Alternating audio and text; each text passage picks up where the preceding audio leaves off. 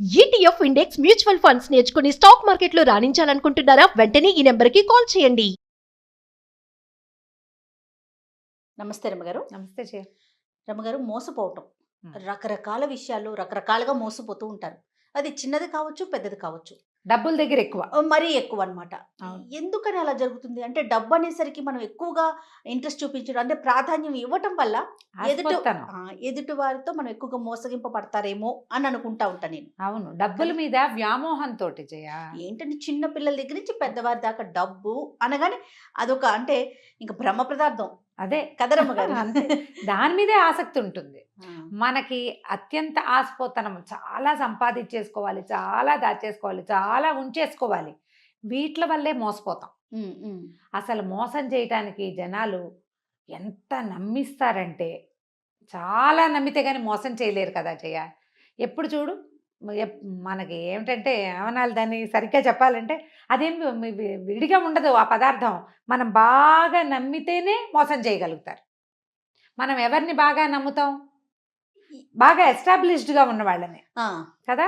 వీళ్ళ దగ్గర నుంచి ఒకళ్ళు చిట్ ఫండ్ కంపెనీయో, ఓ కంపెనీయో, ఓ ఉద్యోగాలు, ఏవో ఒక 25-30 మందికి ఉద్యోగాలు ఇచ్చారనుకో, ఉమ్, అప్పుడు వాళ్ళందరికీ ఉద్యోగాలు వచ్చినాయని మనం కూడా నమ్ముతాం. ఉమ్.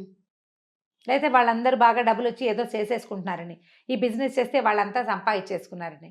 ఈ మోసం చేసేవాడు ఏం చేస్తాడు? సాధారణంగా బాగా ఎస్టాబ్లిష్ చేస్తాడు, 2-3 ఏళ్ళు నమ్మిస్తాడు. ఉమ్. జనాలు నమ్మిన కొందికి వాడికి మోసం చేసే అవకాశాలు పెరిగిపోతాయి. అంతేగా. అవును, అవును. అందరూ దిగిపోయాక, అన్ని పక్కల నుంచి జనాలు దిగాక, వాడికి సర్ప్రైజ్ మనీ ఏర్పడ్డాక ఎత్తేస్తాడు. వ్యాపారం నడుస్తున్న నాళ్ళు నడుస్తుంది. ఎత్తేదలుచుకుంటే అవతల వాళ్ళ నమ్మకమే వీడి పెట్టుబడి. అంతేగా. 100% ఈజీగా మోసం చేసేయచ్చు డబ్బు విషయంలో. చిన్న చిన్నవి, ఓ 100 రూపాయల నోటు కింద పడేసి, ఇది మీదేనా అని అడిగి, అలాంటి చిన్న చిన్న మోసాలు.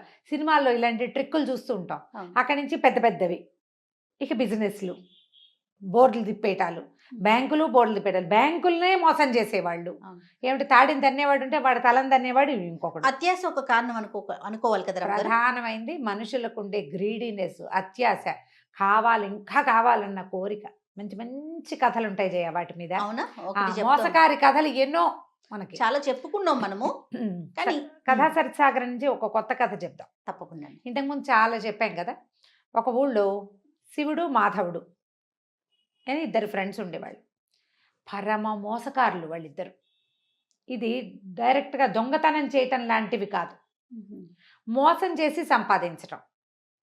వాడిమ్మన్నాడని వీడి దగ్గర, వీడిమ్మన్నాడని వాడి దగ్గర చెప్పడం, మాటల గారడి. మాటలతో బురిడి కొట్టించేసేయటం.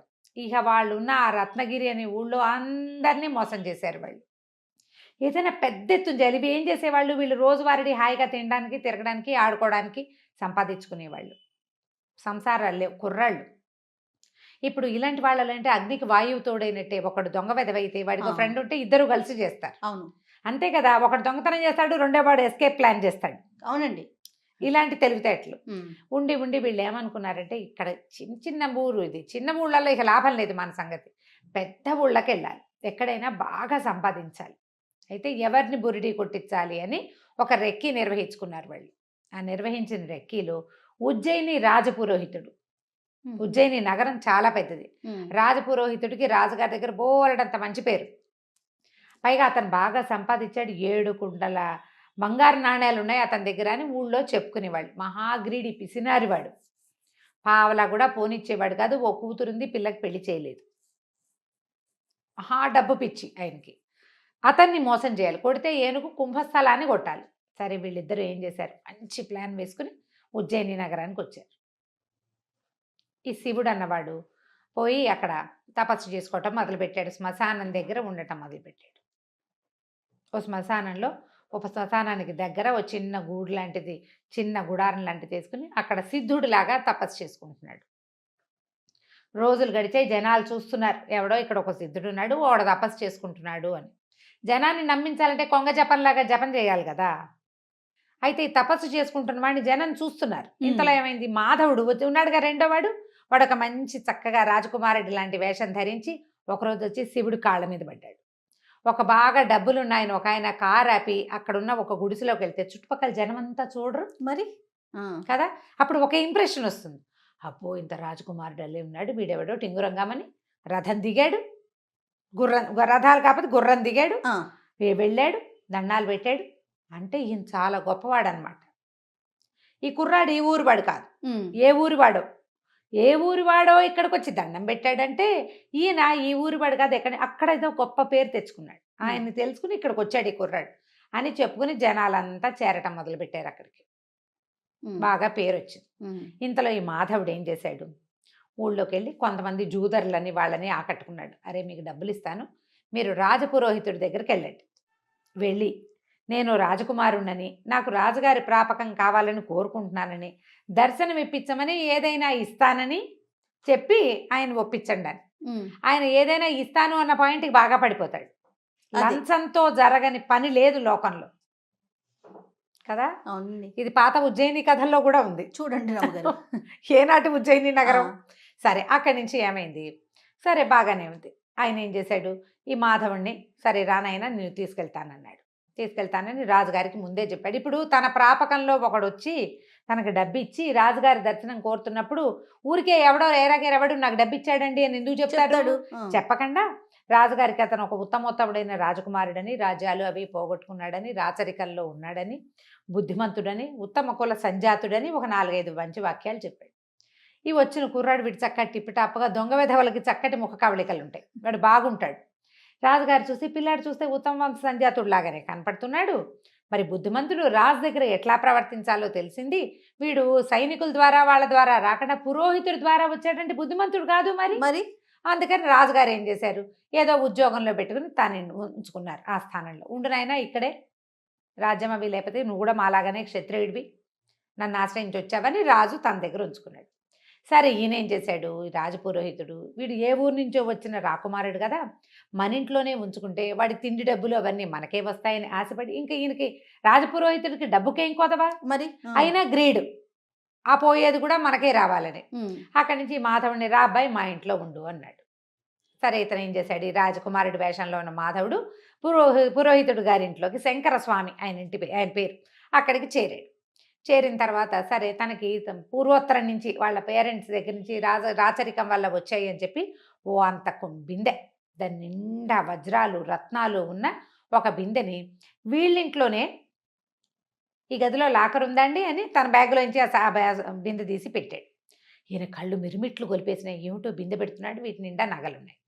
2 రోజులకు ఒకసారో రోజుకోసారో మా పూర్వోత్తరపు నగలు, మా తాతగారి నాయనమ్మ, ముత్తాత వాళ్ళందరి ఆశీస్సులు ఉంటాయని ఆ బిందె బయటకు తీసి దానికి దండం పెట్టేవాడు. ఈయన కళ్ళు ఎప్పుడు ఆ నగల మీద ఉండేవి. పైన కనపడుతున్న మణులు మాణిక్యాలు కొన్ని కోట్ల విలువ చేస్తాయి. నిజానికి అవి ఏవి నిజమైనవి కాదు, నకిలివి. ఒట్టిరాళ్లకి మెరుపెక్కువ కాదు. ఈయనకు ఆ సంగతి తెలీదు. సరే నకిలీ నగలే ఉంచాడు. ఆ బిందె రోజు తీస్తాడు, దండం పెడతాడు, అదే నా దైవం అన్నట్టుగా. ఈయనకు గొప్ప సరదాగా ఉండేది. కానీ ఏం అడుగుతారు, మన ఇంట్లో ఉన్నవాడిని నీ నగలు నాకు అంత ఆశ, ఈయనకు ఆశ ఉంది కానీ దొంగ బుద్ధి లేదు పాపం. సరే వీడేం చేశాడు, 15-20 రోజులు చక్కగా కులాసాగా ఉన్నాడు. ఆ సిప్రా నదీ తీరంలో శ్మశానం దగ్గర ఒక సాధువు ఉన్నాడుగా, సాధువుకి కూడా అప్పుడప్పుడు నమస్కారం పెడితే జనాలంతా వాడి దగ్గరికి చేరుతుండేవాళ్ళు. అతను సాధువు అని ఫిక్స్ అయిపోయారు జనం అంతా, సన్యాసి అని.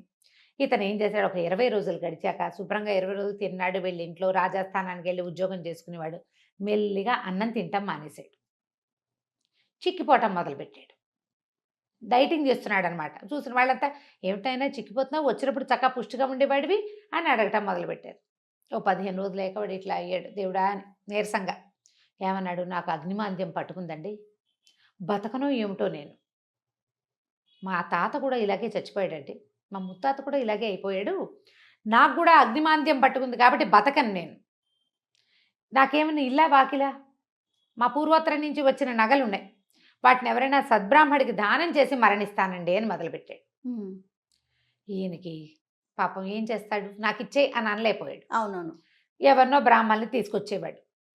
వీళ్ళు నాకు నచ్చలేదు, వాళ్ళు నాకు నచ్చలేదు, వీళ్ళు నాకు నచ్చలేదు, ఇదేమిటి ఇలా ఉన్నాడు, ఇలా ఉన్న వాళ్ళకి దానం చేస్తే నాకేం సద్గతులు వస్తాయండి అనేవాడు.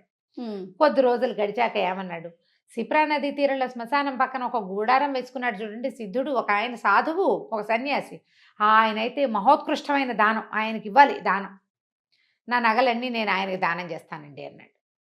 పాపం ఈయనేం చేశాడు, ఈ రాజపురోహితుడు ఇప్పుడు దాన ప్రక్రియ ఒకటి ఉంటుంది కదా, ఆ ప్రక్రియ చేస్తే తనకి 10 రూపాయలు ముడతాయి. ఆయన ఉద్దేశం అది. ఉమ్. పోయి అక్కడ ఉన్నాడే ఎవరు అక్కడ వీడి ఫ్రెండ్ ఆ. శివుడు అక్కడ కూర్చున్న ఆ సన్యాసికి వెళ్ళి అడిగాడు, బాబు మా ఇంట్లో ఉన్న మాధవుడికి ఒంట్లో బాగుండలేదు, వాడికి అగ్నిమాంద్య రోగం పట్టుకుంది, మరి చనిపోయేలాగా ఉన్నాడు, పాపం బక్కచిక్కిపోయాడు, తన దగ్గర ఉన్న పూర్వోత్తరపు నగలన్నీ దానం చేస్తానంటున్నాడు, దానం పట్టమన్నాడు. అనేసరికల్ శివుడు అన్నాడు, నాకేం ఇంట్రెస్ట్ లేదండి, ఉమ్. దానం ఎందుకు, నేను సన్యాసిని, సంసారికైతే ఏదో నగా నాణ్యం దానం పుచ్చుకున్నా ఉపయోగపడుతుంది, అవును. నాకేం ఉపయోగం, నేను సన్యాసిని, పోనీ దానం పుచ్చుకుందామని నాకు పిల్లని ఎవడిస్తాడండి అన్నాడు. అనగానే ఈయనేమన్నాడు, బాబు పూర్వాశ్రమంలో నువ్వెవరు ఏమిటి అని అడిగితే నేను బ్రాహ్మణేనండి అని చెప్పి, అయితే నాకు ఒక కూతురుంది, మా పిల్లనిచ్చి పెళ్లి చేస్తా, ఓహో. ఆ? మా పిల్లనిచ్చి నీకు పెళ్లి చేస్తాను, పెళ్లి చేసుకో, దానం పుచ్చుకో, మా ఇంట్లోనే ఉండు కానీ హాయిగా అన్నాడు. అని చంకలు గుద్దుకున్నాడు లోపల, అమ్మయ్యా మన అల్లుడికే వస్తుంది మొత్తం డబ్బంతా. సరే ఈయన కాసేపు నసిగి గునిసి, సరేలేండి పాపం ఆయన ఎవరో వర్ణాసన్నుడుగా ఉన్నవాడి కోరిక తీర్చాలి, తమరింత పెద్దవారు ఇంత మాట అన్నారు, కన్యాదానం కూడా చేస్తామంటున్నారాయే, అలాగే లేండి అన్నాడు. వెంట పెట్టు తీసుకొచ్చి వినయ స్వామిని, ఆ పిల్ల పేరు, ఉహుం. ఆ తమాషా పేర్లు ఉంటాయి ఈ కథా సరిత్ సాగరంలో, ఆ వినయ స్వామిని ఇచ్చి పెళ్లి చేశాడు. పెళ్లి చేసిన 2 రోజులకి ఇతనితోటి ఆ మొత్తం ఆ బంగారపు కుండ ఉంది కదా, కుండ నిండా ఉన్నాయి వజ్రాలు, రత్నాలు, ఆభరణాలు, పూర్వోత్తరపు నగలు, అవన్నీ దానం చేయించాడు. అయితే ఇతనేమన్నాడు, ఈ నగల సంగతి నాకేం తెలుస్తుందండి, మీరే దాచండి అని మామగారి చేతిలో పెట్టాడు శివుడు. మాధవుడు ఆ రోజు నుంచి అన్నం తింటాం మొదలుపెట్టాడు. నెల తిరిగేసరికి చక్కగా నున్నగయ్యాడు. దానం చేసిన ఫలితం వల్లే ఆరోగ్యం చేకూరింది. ఉమ్. అంతేగా మనం గుళ్ళో పూజ చేస్తే ఆరోగ్యం చేకూరుతుందని చెప్పుకుంటాం అంటాం కదా. కదా. మందు పట్టించిందనం మనం అవును. పూజ చేయటం వల్లే అంటాం. మన డాక్టర్ మంచివాడనే మాట కంటే పూజ చేయించాం, గ్రహశాంతులు చేయించాం కాబట్టి అలా నమ్ముతారు కొంతమంది. ఆ ఊళ్ళలో ఆ రోజుల్లో మరీ ఎక్కువ దానం చాలా గొప్పగా చేయించారు ప్రక్రియ. ఆయన కన్యాదానం చేశాడు, వీడు నగలు దానం చేసి ఆరోగ్యం బాగుపరుచుకున్నాడని చెప్పుకున్నారు. అక్కడి నుంచి 1-2 నెలలు గడవంగానే ఇక ఇతనేమన్నాడు అల్లుడు, ఏమంటే మీ ఇంటి మీద పడి తింటాం ఏం బాగుంటుంది, నాకు ఎట్లాగో దానం వచ్చింది నగలు, ఆ నగలు మీరే ఉంచుకోండి, ఓకే. దానికి తగిన వేల ఇచ్చేసేయండి, నాకు ఓ. నా డబ్బులు, నాకు దానం వచ్చిన డబ్బులు నేను ఖర్చు పెట్టుకుంటానన్నాడు. అనేసరికి ఆయన ఒప్పుకొని తన దగ్గర 7 కుండల్లో డబ్బులు ఉన్నాయని చెప్పుకుంటున్నారుగా ఊళ్ళో అంతా, ఆ 7 కుండల ధనాన్ని అల్లుడు గారికి ఇచ్చాడు. నగలు తను దాచిపెట్టుకున్నాడు. అవి పూర్వపు రాజవంశపు నగలు, అంటే కోట్ల విలువ చేస్తాయి. మన దగ్గర 7 కుండలు ఏమిటి దిక్కుమాలిన ముష్టివి, ఇవే ఉంది లెక్క, అది చాలా ఎక్కువ అని భావించాడు. కొద్ది రోజులైంది, ఈ శివకేశవులు ఇద్దరు ఉన్నారుగా, శివుడు మాధవుడు హాయిగా ఎంజాయ్ చేయటం మొదలుపెట్టారు. అక్కడికి ఇక్కడికి వెళ్ళిపోతారు, తింటారు, కొనుక్కుంటారు, తాగుతారు, అక్కడ ఇక్కడ జూదవాడడానికి వెళ్తారు, విహారయాత్రలకు వెళ్ళిపోతున్నారు, ఎంజాయ్ చేసేస్తున్నారు. ఇంకా కొన్నాళ్ళు గడిచాక రాజపురోహితుడికి ఏదో పెద్ద రోజువారీ జీతానికి ఆయన కొదవలేదు. రాజుగారి దగ్గర నుంచి జీతం వస్తుంది, తర్వాత ఏమో సంబారాలు వస్తాయి భోజనానికి, దానికి ఖర్చులు వెళ్ళిపోతాయి. ఒకసారి ఆయన ఏదో కొనుక్కుందాం అనుకున్నాడు, పొలమో ఏదో, డబ్బులు లేవు, క్యాష్ లేదు కదా, మరి లిక్విడ్ ఉండద్దు. ఈయన ఏమనుకున్నాడు, మన దగ్గర ఇంత కొండ నిండా నగలున్నాయని ఒక మాణిక్యాన్ని పుచ్చుకుని రత్నాల వర్తకుడి దగ్గరికి వెళ్ళాడు. ఆయన చూసి, ఏంటంటే ఇది గాజు, దాన్ని నేలకేసి కొడితే 300 ముక్కలైంది. అది గాజు రాళ్ళు ముక్కలైపోతాయి, రత్నాలు ముక్కలు కొసలు కూడా విరగవు వాటికి. అయితే రత్నాల వర్తకుడు అన్నాడు, భలేవారండి, ఇది పిచ్చిది, మీరు ఎక్కడి నుంచి తెచ్చారనగానే ఆయనకు ఉండే గోపేలు మంది, ఊరు నాయనో ఏం చేతుండ్రా దేవుడా అని ఈ చెంబంత బిందు ఉందిగా, బిందంతా పుచ్చుకుని రత్నాల వర్తకుడి దగ్గరికి వెళ్తే అన్ని గిల్టు నగలే అవి. వాడు రోజు బిందె తీసి దండం పెడుతున్నాడు కదా, మెరుపు పెడుతున్నాడు వాటికి, మెరుపెట్టి ఎప్పటికప్పుడు తలతల్లాడిస్తున్నాడు. ఈయన చూసుకునేసరికి అవన్నీ పిచ్చి పిచ్చిగా ఉన్నాయి. రెండోదేమో అన్నీ పిచ్చివే, అందులో ఒక్క బంగారు వస్తువు లేదు.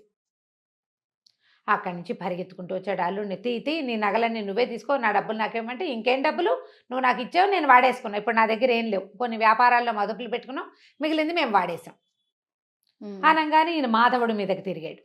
నువ్వే కదా నాకు దానం ఇచ్చావు, నువ్వు ఇచ్చిన నగలన్నీ తప్పు, అవన్నీ పిచ్చి నగలు అంటే నాకేం తెలుసు, మా వాళ్ళు ఇచ్చిన నగలు నాకు తెలియదు అన్నాడు. అనేసరికి లబో దిబోమంటూ ఈ శంకర స్వామి గారు రాజపురోహితుడు రాజుగారి దగ్గరికి పరిగెత్తాడు.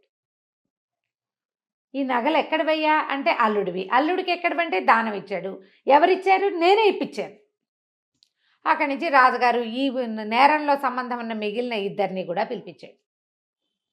అల్లుడు ఏమంటాడు, నాకు నగ నాణ్యం ఏమీ తెలియదండి, నేను అసలు సన్యాసిని, ఈయనే దానం ఇప్పిస్తాను అని చెప్పి నాకు పిల్లనిచ్చి పెళ్లి చేసి దానం ఇప్పించాడు. నాకు నగల సంగతి తెలియదని మొదటి రోజునే మా మామగారికి అప్పచెప్పాను లేదా అడగండి అంటే అప్పచెప్పాడు. అక్కడి నుంచి మాధవుడిని అడుగుతారు. మాధవుడు అంటాడు, నాకేం తెలుసండి, నేనేదో రాజస్థానం నుంచి పారిపోయి ఇచ్చేసా. మా తాత ముత్తాతల నాడు ఆ బిందె మా ఇంట్లో ఉండేది. నేను ఆ బిందె తెచ్చుకున్నా. అది బంగారుదో టింగారుదో నాకు తెలీదు. నేను ఏనాడు వాటిని అమ్మడానికి ప్రయత్నం చేయలే. పెద్దవాళ్ళ జ్ఞాపకార్థం ఉంచుకున్నా. చచ్చిపోతానని దానం ఇచ్చాను. అది బంగారం అని భావించి కాదు, మా తాత ముత్తాతల ఆస్తిగా భావించా. అందులో ఉన్నది బంగారమో కాదో నేనేనాడు పరీక్షించాల, నాకు తెలియదు. ఓకే.